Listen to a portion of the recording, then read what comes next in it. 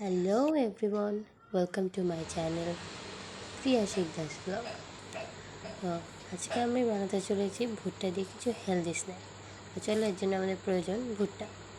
তো দুটো না, একটা হলেই হবে। তো প্রথমে ভুট্টার ছোকলাগুলোকে ভালো করে ছাড়িয়ে ফেলতে হবে।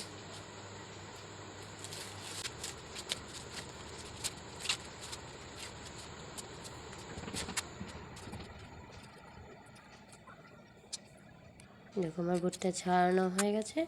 তো এখন যেটা করতে হবে, এটাকে ভেঙে দু টুকরো করে জলের মধ্যে দিয়ে দিতে হবে। এটাকে সেদ্ধ হতে ছেড়ে দিতে হবে। তো এটা মোটামুটি যখন ফুটে উঠবে, জলটা এরকম লাল হয়ে যাবে, তো আমাদের তখন কী করতে হবে, একটা কাঁটা চামচ বা ছুরি দিয়ে একটু খুঁচিয়ে খুঁচিয়ে দেখতে হবে যে নরম হয়েছে কি না।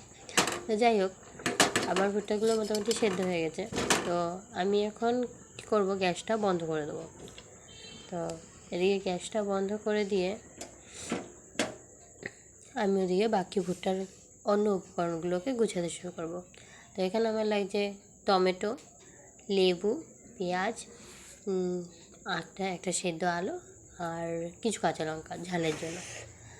তো এবার দেখো, আমি এটাকে সুন্দর ছাড়িয়ে নিয়েছি মুড়িয়ে মুড়িয়ে। সত্যি আমি এর আগে খুব কষ্ট হতো, মানে অসুবিধা হতো ছাড়াতে। তো সেদিনকে এইরকমভাবে ট্রাই করলাম, এখানে খুব তাড়াতাড়ি ছাড়াতে খুব সুবিধা হচ্ছিলো। তোমরা এভাবে ট্রাই করে দেখতে পারো। এই দেখো, আমি অর্ধেকটা ছাড়িয়ে ফেলেছি অলরেডি, অর্ধেকটা বাকি আছে। আমি তাড়াতাড়ি করে এগুলোকে ছাড়িয়ে নিয়েছি।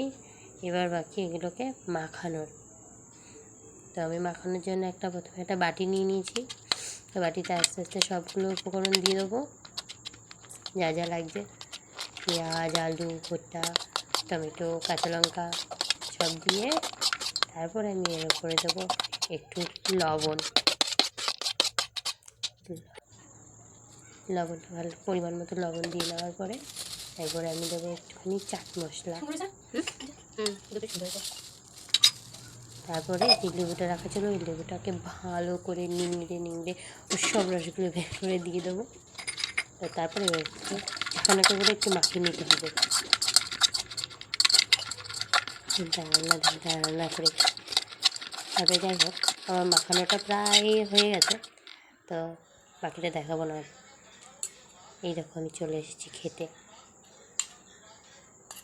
আমি জানি এরকম হেলদি হেলদি স্ন্যাক্সগুলোকে খেতে টেস্টি লাগে, আর কি এক্সট্রা করে আর কি বলবো বলো। যাই হোক, আমি খাই, তোমরা দেখো আর বাড়িতে বানিয়ে নিও। বাড়িতে বানিয়ে ট্রাই করে বলো কিন্তু কেমন হয়েছে। তো চলো, টাটা।